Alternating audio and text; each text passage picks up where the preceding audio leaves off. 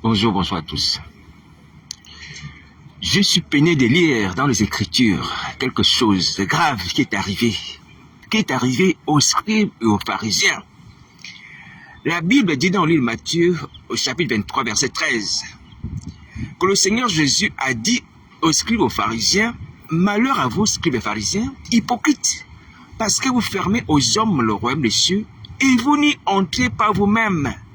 Et vous n'y laissez pas entrer ceux qui veulent entrer. » C'est grave. C'est grave ce que Jonas a dit. C'est vrai.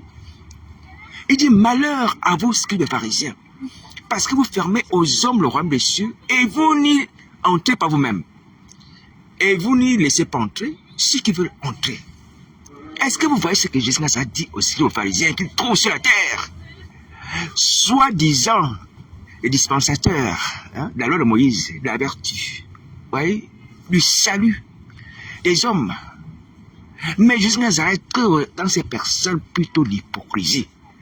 Les gens qui étaient censés instruire les gens selon la loi, les scribes et pharisiens censés rédiger la loi, protéger la loi, voyez, mais sont les premiers à violer la loi, puisqu'ils sont hypocrites, c'est-à-dire qu'ils violent la loi. Voyez. Et pareil pour les pharisiens. Vous voyez, cette secte qui se disait disciple de Moïse, avait l'obligation normalement d'enseigner les lois de Moïse, d'amener les gens à obéir à Dieu, à ne pas avoir d'autre Dieu. Vous voyez, aimer son prochain, aimer l'Éternel des armées. Non, il faisait le contraire. Et Jésus va dire, malheur à vous, malheur à vous. J'aimerais que vous puissiez retenir ça, malheur à vous. Alléluia. Il souhaite le malheur aux scribes et aux pharisiens à cause de leurs œuvres hypocrites. Ils disent aimer Dieu, mais ils ne le font pas. C'est ça l'hypocrisie. Ils enseignent aux gens à observer les commandements de Moïse, mais eux-mêmes, ils n'observent pas ces commandements. Et à cause de cela, Jésus a dit à ces gens, malheur à vous, scribes et pharisiens. Alors, non seulement le Seigneur Jésus dénonce l'hypocrisie, et contre lequel il souhaite le malheur à ces gens. Mais en plus de cela, ces gens qui étaient hypocrites, ce que les pharisiens qui étaient déjà un péché, qui pourraient les entraîner à la mort. Ouais, le malheur, c'est la mort. Il faisait encore quelque chose de pire. Le Seigneur se dit, vous fermez aux hommes le royaume des cieux. Aïe, aïe, aïe, c'est pas vrai. Vous fermez aux hommes le royaume des cieux. Et vous n'y entrez pas vous-même, et vous ne laissez pas entrer ceux qui veulent entrer. Est-ce que vous voyez? Les gens qui sont censés faire entrer les gens dans le royaume des cieux, le peuple de Dieu dans le royaume des cieux, d'Israël dans le royaume des cieux, non. Ils ferment la porte du royaume des cieux. Et eux-mêmes ne rentrent pas. Et ceux qui veulent entrer, ils ne permettent pas qu'ils entrent. Est-ce que vous voyez le degré de méchanceté des scribes des pharisiens à l'époque du Jésus de Nazareth? Vous voyez? Regardez leur ministère, soi-disant disciples de Moïse, ce qu'ils accomplissaient. Soi-disant, ils étaient assis dans la chaise de Moïse. Donc, ils fermaient aux hommes le salut. Eux-mêmes ne recherchaient pas ce salut. Et ceux qui voulaient le salut, ils empêchaient d'entrer. Vous voyez? Est-ce que vous voyez un peu ce que ces gens-là faisaient vis-à-vis de la population? Ces personnes qui étaient censées, bien au contraire, amener les gens à entrer dans le royaume des cieux. Et être eux-mêmes aussi des personnes sauvées. Et ils ne pas en royaume des cieux, non. Mais ils étaient là, occupant des fonctions. Oui? Allant de ça et là, ayant les titres, la respectabilité, les honneurs. Oui? Mais ils faisaient des choses de méchanceté, des solutions de vie, opposition au salut, ennemis du salut des hommes, mais utilisant la loi de Moïse, utilisant le ministère de Moïse. Et à ces gens, jusqu'à ça va dire, malheur à vous. Malheur à vous. Alors, mes amis, on ne va pas passer par 4 chemins. On ne va pas passer par 4 chemins. C'est ce qu'on fait aujourd'hui. On est exactement comme les scribes et les pharisiens. On est hypocrites. Si aujourd'hui, on va voir les femmes avec des voiles, on va voir les gens avec des beaux titres, des pasteurs, hein, et des fonctions d'apôtre. Mais c'est le contraire qu'on fait. On est apôtre de Satan et non apôtre de Dieu. On n'est pas voilé pour dire, on est voilé pour séduire les gens. Oui. Nous sommes en réalité des femmes qui font ça, sont en réalité des Isabelles. Oui. Nous sommes dans le comble de l'hypocrisie. Mais en plus de cela, le ministère que nous exerçons, soi-disant, hein, on prêche l'évangile, mais c'est pour empêcher que les gens soient sauvés. On est pasteur pour empêcher que les gens soient sauvés. Est-ce que vous comprenez ça? Vous comprenez ça? Un pasteur est un conducteur spirituel qui doit amener les gens vers Christ. Roi, monsieur, préparer le peuple de Dieu dans l'enlèvement. Non, on fait le contraire. Livrer les âmes à la géhenne. Transformer les fidèles en fils de la géhenne. Au travers de quoi? Au travers des faux enseignements. Au travers de l'impudicité. Au travers des viandes sacrifiées aux idoles. Comme Isabelle. Oui. Exactement comme Isabelle. Dans l'église de Thyatire, qui se disait prophétesse hypocrite. Voilà. Mais qui a amené les gens à manger les viandes sacrifiées aux idoles. Eux, de manger la Sainte Seine. De manger la chair de Christ et boire son sang. Non. Les aliments impurs, que ce soit le nu comme des soeurs. Oui. Et lui de se conserver pur, irrépréhensible, d'éveiller sur son corps, avec pas tomber dans la piscine, non, amener les gens à suer leur corps, à pécher contre leur chair. Tout le contraire. Fermant ainsi les gens à la porte des cieux. Et c'est ce que nous faisons. Oui, c'est grave. Et à cause de cela, je vous dis, hein, Justin Nazareth a raison. Le malheur surviendra sur nous. Le malheur surviendra sur nous. Et le malheur ici, c'est la mort. Le malheur surviendra sur nous. Le malheur nous atteindra. La mort nous atteindra. Donc, c'est pas sérieux. Donc, quand on pense que les gens sont en train de prêcher l'évangile, font des réunions de prière, vous voyez, font des baptêmes, soit des gens pour sauver les âmes, soit pour délivrer les personnes, non. C'est pour fermer aux gens les portes du royaume des cieux et empêcher que ceux qui veulent entrer ne rentrent pas. Ainsi donc, vous faites un ministère d'instruction des vies, un ministère d'opposants à Christ, un ministère d'ennemis de la croix. Parce que la croix est venue pour sauver. La croix est venue pour délivrer. La croix est pour nous faire entrer dans le royaume du Père. Mais quand on fait le contraire, on devient ennemi de la croix. Est-ce que vous voyez ce que vous faites? Et donc, par conséquent, le malheur nous atteindra. Et c'est ce que Jésus nous a dit aussi aux pharisiens. Ouais, ces gens faisaient ces choses, ouais, avec la loi de Moïse, avec les enseignements de Moïse, sans connaître le sang de Christ, sans connaître, hein, la grâce de Christ, oui, sans connaître le salut en Jésus-Christ de Nazareth, oui. Mais nous connaissons mieux que ces pharisiens. Nous connaissons le sang de Jésus, nous connaissons le sang de Christ, nous connaissons sa grâce, nous connaissons son pardon, nous connaissons sa personne. Oui. Mais on continue à fermer les gens le royaume des cieux. On continue à pécher que les gens se convertissent. Donc voici pourquoi il est logique de ne pas aller dans vos réunions de prière, dans vos assemblées, dans vos cultes. Puisque l'objectif principal, c'est quoi? C'est d'empêcher les gens de se sauver. La preuve, c'est que lorsqu'on va sur YouTube, on voit les applaudissements, les encouragements, hein, sur des vidéos farfelues. Ouais. Les gens qui disent n'importe quoi, l'extravagance. Hein? Les attitudes et les propos. Le mensonge dans les prophéties. Mais on l'encourage. Même des cantiques qui sont faux, on encourage. Et on dit des flatteries. Ah oui, mais c'est ces cantiques-là, hein, que j'ai écouté le jour de mon mariage. Donc, ce cantique-là, il appelle sur mon enfant quand il est malade. Ce cantique-là est adorable. Oui. C'est ce que se retrouve sur Internet. Tous ces mensonges-là. Mais je viens vous dire la page de Nazareth. Vous qui encouragez ceux qui pêchent, vous serez aussi frappés de malheur. Le malheur vous atteindra. Jézabel péchait. Et les complices de Jézabel aussi devaient être punis. Vous serez frappés. Vous serez frappés. Après, vous allez dire, moi les nombreux, on va peut-être nous encourager, ça ne sert à rien. C'est une fausse constatation. Vous serez frappés. Vous voyez qu'il y a des milliards d'habitants. Hein? Ce qui importe, ce n'est pas le nombre. Ce qui importe, c'est la qualité. Dieu veut trouver les chrétiens sincères, qui se sont repentis de leurs péchés, qui sont purifiés, qui vivent dans sa passion, qui lavent leur robe dans le sang de l'agneau. C'est ce que Dieu veut. S'il y a un seul individu qui le fait dans toute la France, Dieu pense que cet homme, il se réjouit et les gens chantent. Nous, oui. Dieu n'a pas besoin de la quantité. Dieu n'a pas besoin d'incarnation. Alors c'est dans notre intérêt, mes amis, de nous repentir. Cette maladie qu'on appelle la sorcellerie a éclaté de nous comme une épidémie. Un péché dévastateur, comme dit la parole de Dieu dans le Daniel. C'est pas vrai. Dès qu'on va sur un site, la sorcellerie. Dès qu'on va sur l'église, la sorcellerie. Dès qu'on va dans un groupe, la sorcellerie. Mais c'est pas vrai. Est-ce que vous n'avez pas appris, vous les évangéliques, que lorsqu'on pêche, on se repent pour que la sorcellerie ne nous atteigne pas? Il faut juste se repentir. Tu confesses tes péchés, tu te repens. Satan ne peut pas te prendre. L'esprit de sorcellerie ne peut pas entrer en toi. Si nous confessons nos péchés, il est fini de nous pardonner et il peut toute iniquité aussitôt. Vous n'avez pas appris ça, les évangéliques? Excusez-moi, je ne suis pas meilleur que vous, mais quand même, il y a des choses quand même qui sont élémentaires. Et c'est Jean qui le dit. Si nous avons péché, alors nous avons un avocat auprès du Père. Et si nous confessons nos péchés, il est fait de nous pardonner, peut faire iniquité, on le sait.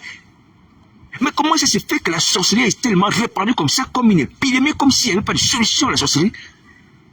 Les gens n'ont pas pu se barricader contre la sorcellerie, éviter la sorcellerie par la repentance. Vous avez fait quoi quand vous avez péché? Quand Satan vous attaque, vous avez mangé des choses un peu dans le sommeil, ou vous amenez à commettre un péché, vous avez fait quoi? Vous avez dit que non, ça va aller.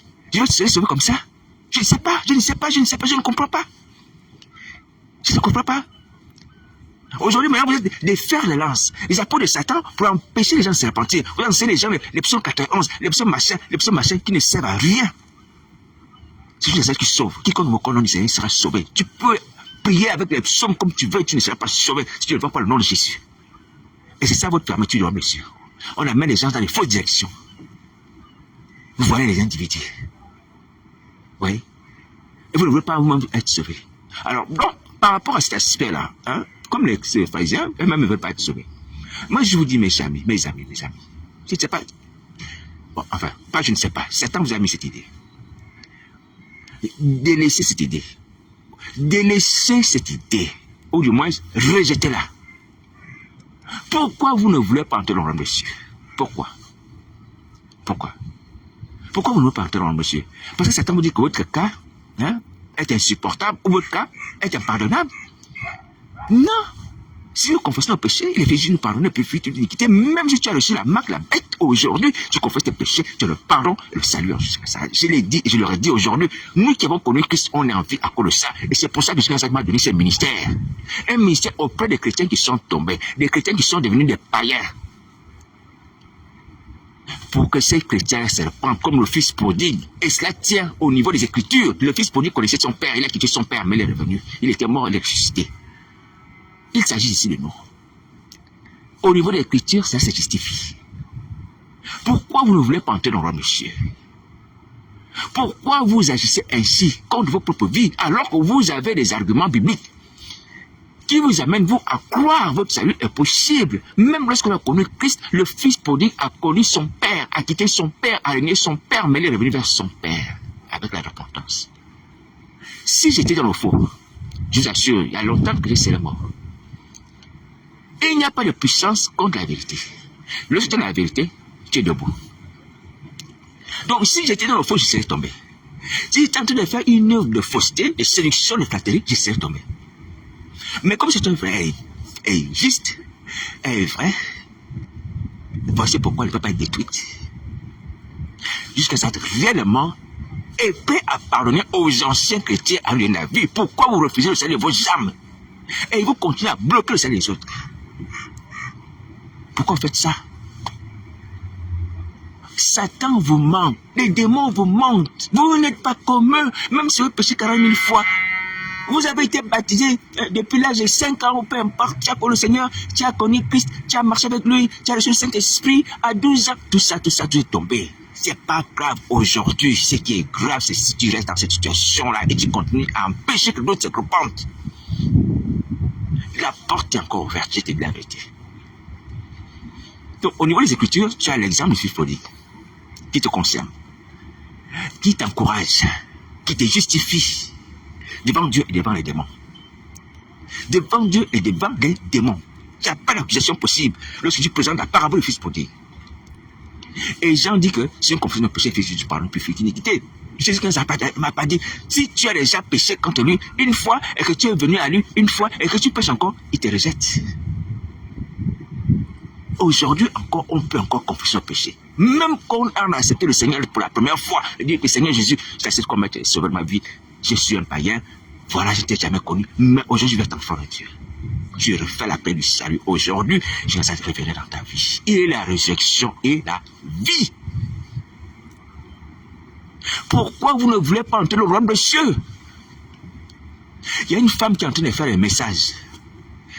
J'ai voulu faire un petit commentaire. Je lui ai déjà adressé certains messages. Mais apparemment, vous n'écoutez pas. Ou vous écoutez, vous ne voulez pas faire cas. Il y a un autre qui est docteur. Je ne sais pas comment vous parlez. Je ne sais pas comment vous parlez à part le journaliste. Je ne sais pas comment vous parlez. Votre salut est possible. Pourquoi vous vous asseyez sur ça et vous avez mis une croix dessus et vous avez dit que maintenant on va travailler aussi pour que les gens soient condamnés comme nous? Vous faites une chose inutile et vaine. Et vaine. Oui, il y a un autre passage biblique qui dit la miséricorde triomphe du jugement. C'est écrit dans la Bible. Alors, le jugement, c'est quoi? Le jugement, c'est que lorsqu'on est tombé, alléluia, on doit mourir, on s'arrive péché à mort. Mais la miséricorde a triomphé de ces jugements-là. C'est écrit dans le livre de Jacques. Allez lire. Jacques le dit. La miséricorde triomphe du jugement. Le jugement qui nous était adressé, c'était la mort. On devait mourir déjà. Mais c'est vrai qu'on a déjà la mort. L'esprit est mort, l'esprit est sorcellerie. Mais la miséricorde de Dieu triomphe. Elle permet qu'aujourd'hui, jusqu'à ça, nous promet de nous ressusciter. Il dit, Lazare, notre ami dort, mais je vais le réveiller. Nous sommes des Lazare, mes amis. Pourquoi vous faites ça? Ceux qui ont lu mes songes, vous n'avez pas vu ça? Vous n'avez pas vu les gens étant malades, se réveiller? Il ne s'agit pas de vous là. Les gens du Gabon, les pasteurs du Gabon. Vous êtes là, vous êtes assis, en train de m'observer de loin, mais vous ne croyez pas à votre salut. Pourquoi? Pourquoi vous ne croyez pas à votre salut? Vous pensez qu'il viendra comment? Dieu annonce une chose avant de l'accomplir parfois. Et heureusement, vous avez lu mes songes. C'est bien. Mais dans ces songes, on ne voit pas les gens revenir à la vie. Dans ces songes, on ne voit pas jusqu'à guérir les gens qui sont malades. Vous ne voyez pas ça? Il ne s'agit pas de votre vie là. Hein? Au niveau des Écritures, ça se tient.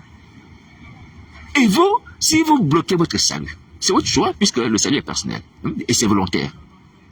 Vous n'avez pas le droit d'empêcher les gens d'être sauvés. Vous n'avez pas ce droit-là. Vous n'avez pas ce droit. Chacun, pour sa vie, il choisit. Tu choisis la vie et la mort. Dieu a dit à Israël, je mets devant toi la vie et la mort. Le bien et le mal. Alléluia. Mais Dieu voulant la vie d'Israël dit, choisis le bien afin que tu vives.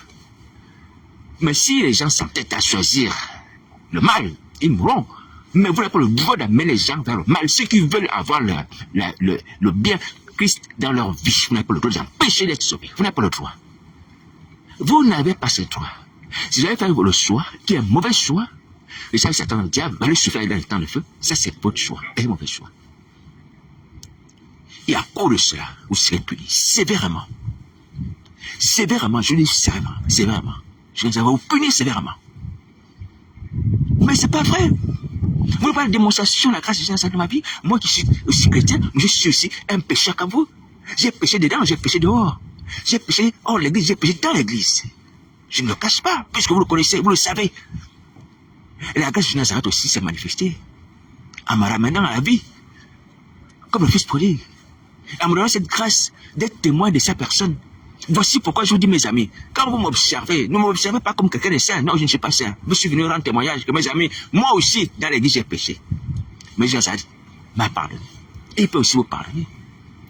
Et voyez, surtout que le péché que nous commettons, c'est le péché dans l'église. C'est même plus les péchés qu'on commettait dans le monde quand on était païen, on ne connaissait pas Christ. Non, dans l'église maintenant. Vous voyez? Contre les sœurs, contre les frères, on fait tomber dans l'impudicité, l'impureté. Quoi? La sorcellerie circule là dans l'église, dans les 4 murs.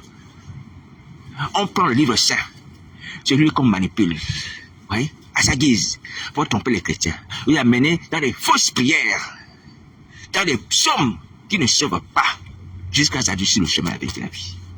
La vie est en lui. Oui. Donc la sorcellerie qu'on fait là, c'est dans l'église. Des gestions de vie humaine qu'on fait dans l'église. Des pécheurs contre l'église de Jésus, contre sa personne. Oui, c'est grave, hein? Mais le Seigneur, dans sa grâce, hein, nous laisse encore en vie aujourd'hui. Voici pourquoi je vous dis, mes amis, si vous ne repentez pas, le malheur va être sourd.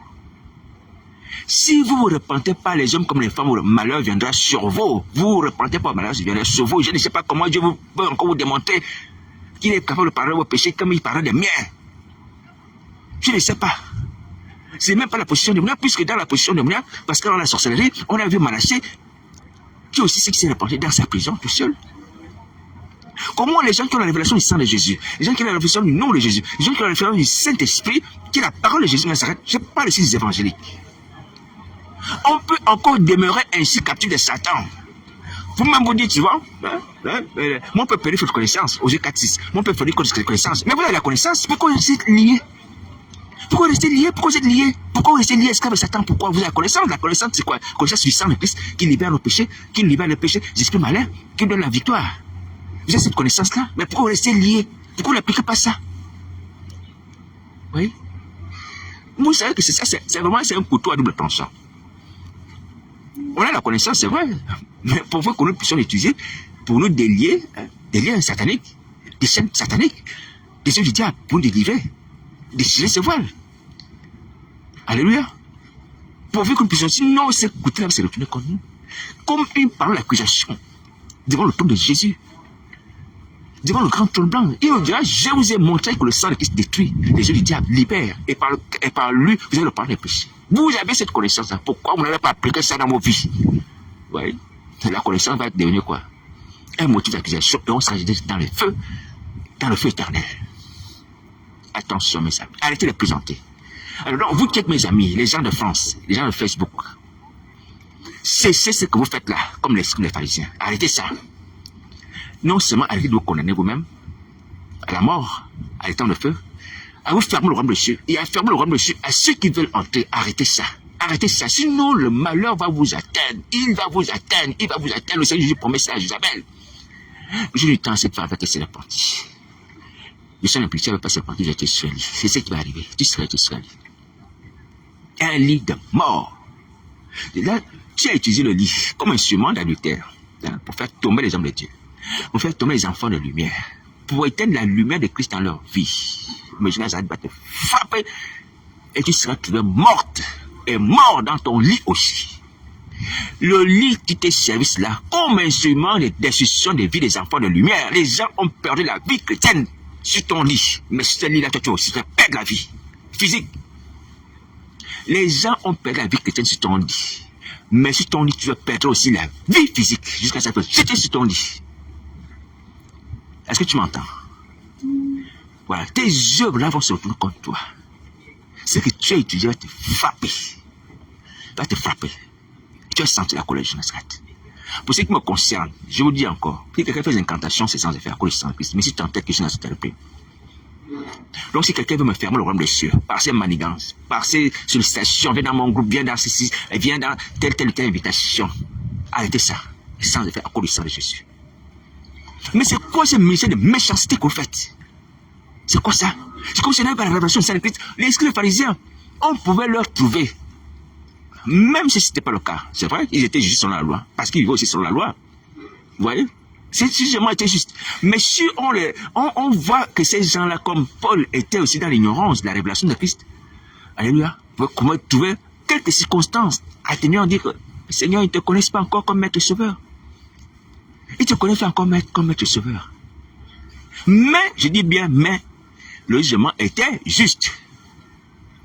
Le jugement était juste. Mais nous connaissons Jésus comme maître sauveur de nos vies. Et nous voyons l'action de Christ Nazareth dans la vie de nos frères qui sont attaqués par Satan la nuit, le jour. Nous voyons comme le sang de Christ Nazareth agit. Nous voyons comme l'esprit de Jésus Nazareth agit. Que la parole de Jésus Nazareth agit. Et pour Satan, ses démons. Nous voyons ces choses. Mais on continue toujours à se fermer le royaume des cieux. On continue toujours à empêcher que d'autres personnes entrent dans le royaume des cieux. Malgré ça. Obéir à Satan pour faire ça. Combien de personnes au jardin tu vas aller fermer le royaume des cieux? Puisque c'est ce qu'il s'agit. Combien? Tu vas fermer toute l'église, le royaume des cieux. Et tu t'assures de ça chaque jour. Et j'ai pris qu'au nom de Jésus Nazareth, c'est que tu as fait là. L'église de Paris. Toutes les églises soient anéanties par le sang de Nazareth. Et les voiles, peu importe les instruments que vous utilisez pour empêcher que les gens se convertissent, croient en Jésus Nazareth, parlent la vérité. Et soient affranchis. Ces œuvres soient détruites au nom de Jésus. Les fausses prédications envoûtées là soient anéanties par le sang de Nazareth. Je condamne vos œuvres. Je ne prends pas par vos œuvres, selon que la Bible déclare de ne pas prendre par vos œuvres futures éternelles, mais les condamner au nom de Jésus Nazareth. Qu'elles soient sans effet. les églises de Paris, de France. Maintenant, si quelqu'un s'entête dans ces œuvres-là qui trouve la mort, le malheur, selon que c'est Jacques l'a dit, le malheur. C'est pas normal. C'est pas normal. Donc, voici la parole du Seigneur Jésus. Donc, vous arrêtez ces œuvres de méchanceté, ces faux ministères, d'empêchement de salut des âmes et de pauvres vie. Vous arrêtez ça aujourd'hui. Sinon, c'est le malheur. Le malheur ne vous a pas atteint, mais parce que c'est une question de temps. Une question de temps. Fais attention au temps, mon ami. Fais attention au temps. Tu vas être en colère par rapport à ce que tu fais. Fais attention. Pasteur, fais attention. Les pasteurs de France d'ailleurs, faites attention. Le malheur vient de la mort. Et vous allez regretter cela dans le feu. Vous allez vous rendre compte que Satan vous a trompé. Quand ce voile des garments va se déchirer aussi. Parce que le feu, le temps de feu, a la capacité de détruire les œuvres du diable. Et il va vous serrer dans vos consciences seront libérées. Votre bon sens va revenir à votre bon sens. Parce que là, vous êtes envoûté. Mais aujourd'hui, à cause de la parole de Christ aussi, vous pouvez être aussi désenvoûté. Parce que lorsqu'on parle, il y a effet. La parole de Dieu ne retourne pas sans effet. La parole de Dieu est comme une épée. Il déchire. Mais si vous entêtez, parce qu'il y a des gens qui t'entêtent aussi, qui ferment leurs oreilles. C'est ce que Dieu va dire aux enfants d'Israël, au travers du prophète Isaïe, mais ils ont fermé leurs oreilles. Si vous fermez vos oreilles, vous entêtements, vous entêtez, vous les délivrez comment? Vous délivrez comment? Vous allez le retrouver là, vous allez ouvrir vos oreilles dans les temps de feu. Vous allez trouver votre bon sens dans les temps de feu, parce que c'est ce que vous avez fait. Quand on vous exhorte à la repentance, certainement vous fermez les oreilles. Vous voyez? Vous fermez les yeux, vous fermez vos cœurs, vous endurcissez. C'est ça que les enfants d'Israël faisaient au temps d'Isaïe le prophète. Et Dieu va dire que si vous entendez sa voix, n'endurcissez pas vos cœurs. N'endurcissez pas vos cœurs. Parce que c'est vrai, l'homme a la capacité d'endurcir son cœur. Nous le faisons, nous le savons. Tu te décides à écouter tel monsieur, tu décides de ne pas l'écouter. Tu veux écouter telle ou telle chanson, et tu ne veux pas écouter telle chanson. On a souvent ces choix-là sur Internet ou à la radio. Ouais. Ou même ceux qui suivent les hommes politiques. Oui. Et c'est ce choix que nous faisons. Nous faisons le mauvais choix de ne pas écouter la parole de Dieu. Mais quand vous allez vous rendre compte que Satan vous a trompé, et que vous avez touché le monsieur dans le temps de feu, vous allez pleurer, mais il sera trop tard pour vous. Je vous assure qu'il s'agit d'éternité dans le feu. C'est pas une plaisanterie. L'éternité dans le feu, et personne ne va te regretter. Personne. Parce que tu mériteras ce sort-là. Parce que Jonas t'a parlé, il t'a exhorté, il t'a démontré qu'il a le pouvoir sur la mort, sur Satan, ses œuvres. Et il t'a montré qu'il faut aimer ton prochain comme toi-même. Arrête de voiler les gens. Non, tu n'as pas reculé. Par peur de la mort, tu es parti voler les gens la nuit. Par peur de la mort, tu es parti semer la poudre satanique. Par peur de la mort, tu es parti déposer les pièces d'argent, les pièces jaunes, pour qu'ils ramassent la malédiction, la pauvreté. Par peur de la mort, tu allais creuser une fosse dans l'église. Tu allais enterrer d'être une bête ou un bébé, je ne sais pas. Pour maudire l'église. Il faut être soi-disant fidèle. Mais les démons, bien au contraire, les démons. Et justement humain. Tu vois. Mais tu vas regretter ça. Tu vas regretter, hein? Je te dis la vérité. Le temps arrive. Le temps arrive.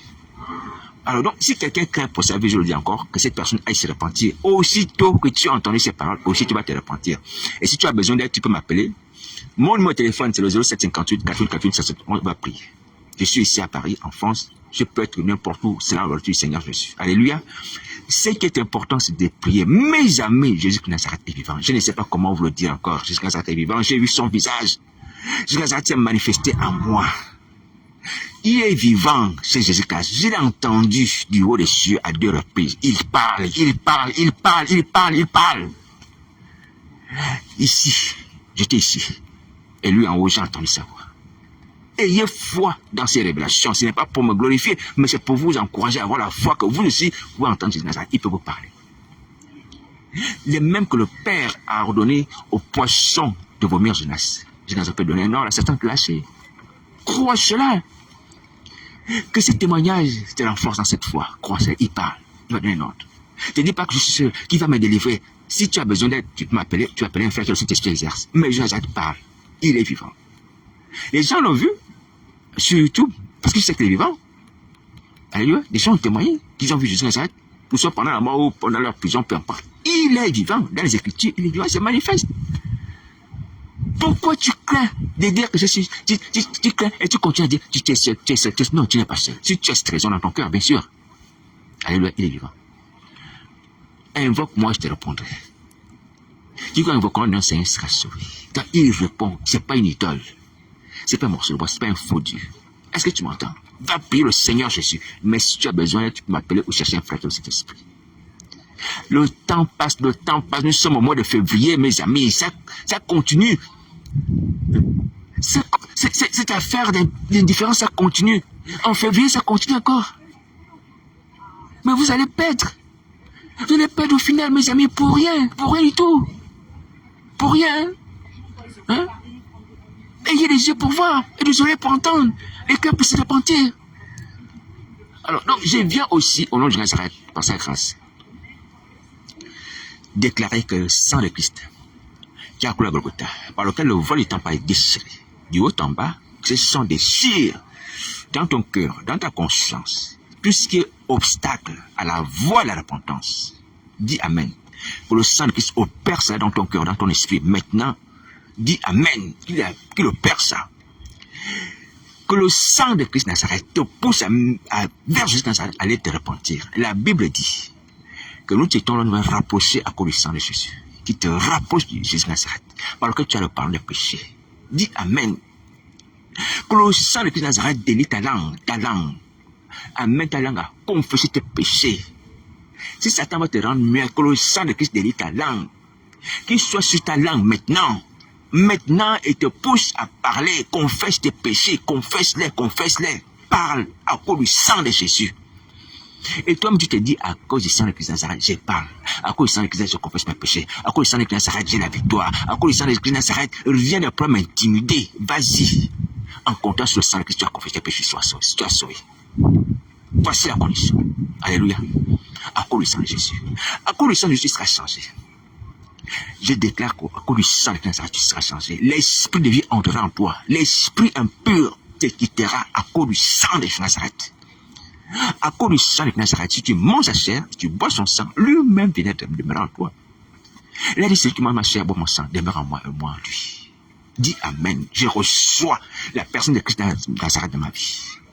Je reçois Nazareth par sa chair, par son sang, mange la Sainte Seine. Il viendra demeurer en toi, l'esprit malin te quitte. Il te quitte à l'instant même. À l'instant même. À cause du sang de Nazareth, ces choses vont t'arriver. Tu seras changé en une nouvelle personne. Pardon. Tu seras libéré du séjour des morts. Tu auras une place dans la nouvelle cité, Jérusalem céleste, à cause du sang de Nazareth.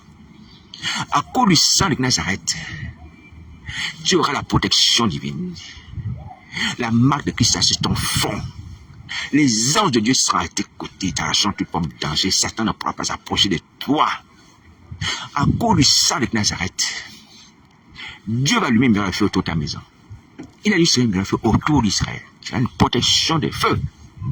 Et toi-même, tu seras comme une flamme de feu. Parce que tu écris, les serviteurs des flammes de feu. Ouais, les serviteurs de Dieu sont comme des flammes de feu. Le feu va t'embrasser, le feu de Christ, le feu de son esprit. À cause du sang de Nazareth, tu marcheras dans ta destinée. La destinée que Dieu t'a programmée là, tu vas l'accomplir, celle qui était programmée. Avant que tu naisses, tu ne savais pas. Là, le projet est pas dans le malheur. Alléluia. Tu marcheras sur cette destinée. À cause du sang de Jésus. Dis, je reçois. Maintenant, va prier en comptant sur le sang de Nazareth. La Bible déclare en Apocalypse 11, ils l'ont fait à cause du sang, on a parlé de témoignage. Tu as la victoire à cause du sang de Nazareth. Ces choses te reviendront. Ces choses que tu as perdues, même la santé te reviendra à cause du sang de Jésus. La joie, la paix que tu n'as plus, tu vas avoir cela à cause du sang de Jésus. Est-ce que tu m'entends? À cause du sang de Nazareth. Ne crains pas, ne crains pas, ne crains pas, ne crains pas. Refuse d'entendre les voix de Satan. Refuse d'obéir aux démons. Refuse d'obéir aux hommes. Refuse les menaces. Va payer sur Nazareth. Comptant sur son sang qui est sur la terre, qui me permet d'être debout, mon frère, ma soeur. Le sang qui me permet de te parler, le sang de Jésus, c'est lui qui agit dans ma vie. Mais jamais, nous ne mourrons pas. Nous ne mourrons pas, nous vivons, nous rencontrons les yeux éternels. Pourquoi? Mais parce que le sang de Christ Nazareth est avec nous. Parce que le sang de Christ Nazareth opère au milieu de nous. Alléluia. Quiconque place chaque fois dans le sang de Christ Nazareth est sauvé. Il ne mourra point. Et celui ne mourra point. Au milieu de tribulation, la Bible déclare que ceux qui sont sortis, c'est les tribulations, vainqueurs, avec des robes blanches, ils ont lavé dans le sang de Jésus, se tiennent devant le trône de Dieu. devant Dieu habillé de robe blanche à cause du sang de Jésus. Mon frère, ma soeur, à cause du sang de Nazareth. Tu seras aussi parmi ces gens-là dans la nouvelle cité. Alléluia, à cause du sang de Nazareth. Confions-nous au sang de Jésus. Confions-nous au sang de Jésus de Nazareth. Si tu peux faire la Sainte Seine, fais la Sainte Seine. Moi, la chair de Christ boit son sang par la foi. Ce que je viens de te dire là, t'arrivera. Alléluia. L'alliance que tu as faite avec le diable soit détruite à cause du sang de Jésus. Parce que le sang de Christ a capacité de détruire l'alliance. Personne ne peut te reprocher. Ah non, mais tu as servi ton sang. Il faut respecter. Une alliance est une alliance. Un contrat est un contrat. C'est faux.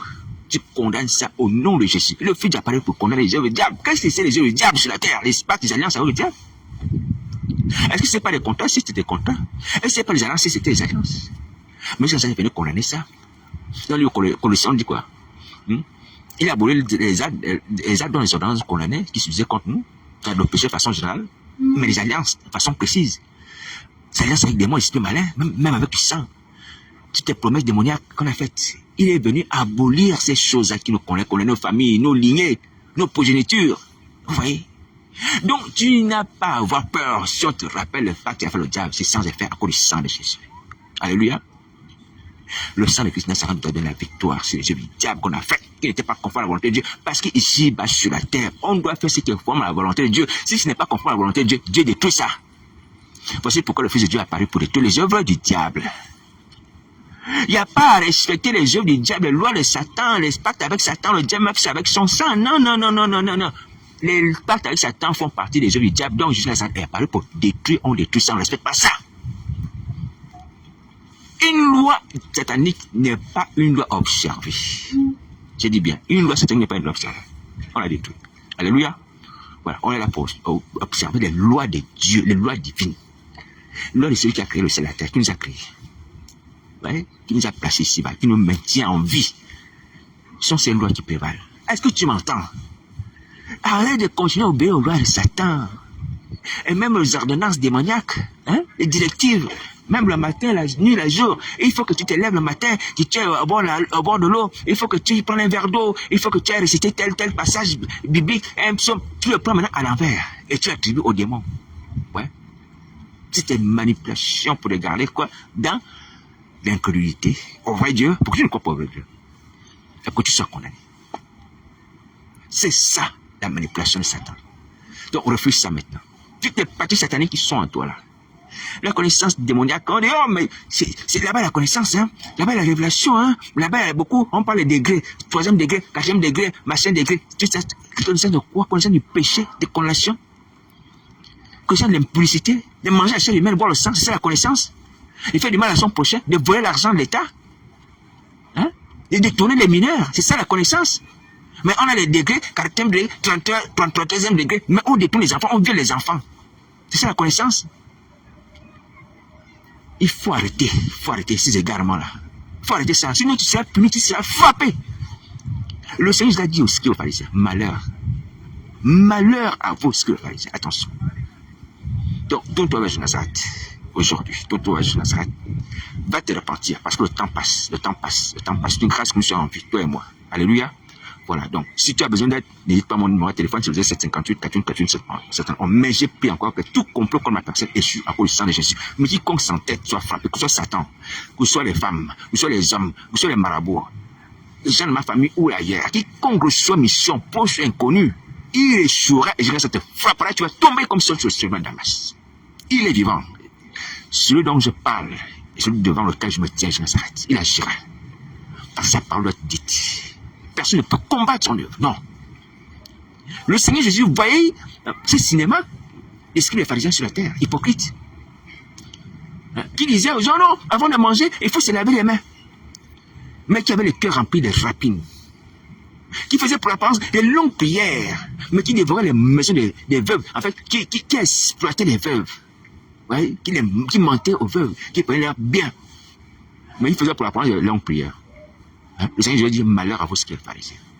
Alors, c'est pour nous dire quoi? Face à une situation d'injustice, face à une situation d'apostasie, de manipulation, le Fils de Dieu n'est pas resté muet, il a parlé. Il a parlé. Malheur à vous ce qui est pharisien. Hypocrite. Parce que vous faites pour la parole ces longues prières. Oui, il a dénoncé ce que les scribes et les pharisiens faisaient. On ne peut pas se taire si nous sommes disciples de Christ. Un disciple qui suit son maître, fait comme son maître, on ne peut pas se taire. On doit condamner les œuvres des scribes et des pharisiens de l'église d'aujourd'hui. On doit les condamner. Il dit les condamner et amener les hommes à la repentance. Oui, on condamne les œuvres, mais que les hommes soient sauvés. Comme Paul. Ce sont les œuvres que Paul faisait, mais il a été sauvé. Alléluia. Voilà. Donc on ne peut pas se taire. Chacun ne s'est pas tu.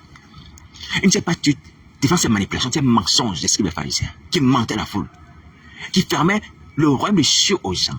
Il ne s'est pas tu. Il a dénoncé, il a parlé. Alléluia. On doit parler. Jésus est la parole. La parole qui s'est faite chair. Mais la parole qui vient prendre autorité également sur le mal. Alléluia. Une parole s'entend. Une parole ne reste pas muette. Une parole s'entend. Et la parole de Christ s'entend. Il a dit malheur à vous sur le pharisien. Attention. Voici pourquoi il faut faire attention aux paroles qui sortent de la bouche de Jésus. Parce que la parole, et quand une parole sort, c'est pour accomplir, c'est pourquoi elle sort. C'est pourquoi elle sort. Il y a une puissance dans la parole. Parce que Jésus-Christ est la parole. Et maintenant, quand la parole parle de vos œuvres, attention. Vous allez être atteint. Vous allez être atteint. Alléluia, vous allez être atteint. Elle va vous poursuivre. Et vous serez atteint. Par ce qu'elle dénonce et par ce qu'elle annonce. Il a dit malheur, malheur, malheur, malheur. Attention. Attention aux paroles de Christ. Je vous dis la vérité, hein. Il y a la colère en haut dans le ciel. 2 anges descendent du ciel. Un ange blanc, un ange noir. Comme on dit sur la terre. Selon la terminologie, hein, le langage des racistes. Hein, ou racialistes. Parler comme ça, qui identifie les gens selon les races. Voilà. Habillé en blanc. Mais on peut dire un noir et un blanc. Lui descendu du ciel comme sur un escalier. Énervé. Énervé. Il était en colère. Et ça m'a rappelé 2 anges qui sont allés détruire Sodome et Gomorrhe. Mes amis, faisons attention. Il y a la colère, hein. Il y a la colère vis-à-vis de nous. Il y a la colère vis-à-vis de nous. Il y a la colère vis-à-vis de nous. Repentez-vous. Laissez ces œuvres du diable. Laissez les œuvres des scribes des pharisiens. Laissez les œuvres d'hypocrisie. Laissez les œuvres de destruction des vies humaines. De blocage du salut des âmes. De blocage de propre salut. Laissez ça, laissez ça, laissez ça. Vous allez regretter. Vous allez regretter. Je vous assure, vous allez regretter. Vous pouvez être sauvés. Laissez ça, repentez-vous. Demandez de l'aide. Ayez foi en Jésus-Christ. Ayez foi en Jésus-Christ. Ne méprisez pas le pardon qu'il vous accorde. Ne méprisez pas le temps qu'il vous accorde. Attention. Il a dit à Isabelle, je donne du temps afin qu'elle se repente. Si tu méprises ce temps toi-même, comme tu subis les conséquences. Donc voici la parole du Seigneur Jésus. Donc je viens encore vous dire, mes amis, c'est mauvais de continuer à agir comme les pharisiens. Il faut arrêter. Tout ce qu'on fait de mal, des autres vis-à-vis de nous-mêmes et des autres, il faut arrêter. D'être hypocrite, il faut arrêter. Le ciel est en colère. Est-ce que vous entendez? Aujourd'hui, nous sommes en vie et nous sommes samedi. Pour beaucoup d'entre vous, vous ne travaillez pas. Allez vous repentir. Dans les parcs, les jardins, dans les endroits éloignés, allez chercher la face du Seigneur. Allez demander votre délivrance, même dans une chambre d'hôtel. Dans le secret. Ou dans vos propres chambres. Faites cela. Parce que le salut est encore proche de nous. Mais pas pour longtemps. Pas pour longtemps. Parce que le temps avance. Le temps avance. Le temps avance. Donc dépêchez-vous, priez, priez, priez. Les gens n'ont pas attendu. Dès qu'ils ont entendu la proclamation de Jonas, cette décision-là, vu au bout de 40 jours, ils ont prié. Ils n'ont pas attendu la fin des 40 jours. Vous voyez? Ou le 39e jour. Il faut se repentir, mes amis. Vous pouvez y arriver. Voici pourquoi Jonas adresse cette sainte convocation. Hein? On peut y arriver. On peut y arriver. Il nous observe, c'est qu'on peut y arriver. On peut y arriver. Si on s'accroche à sa parole, on s'accroche à son sang, on va y arriver. Levez-vous, priez. Bon courage.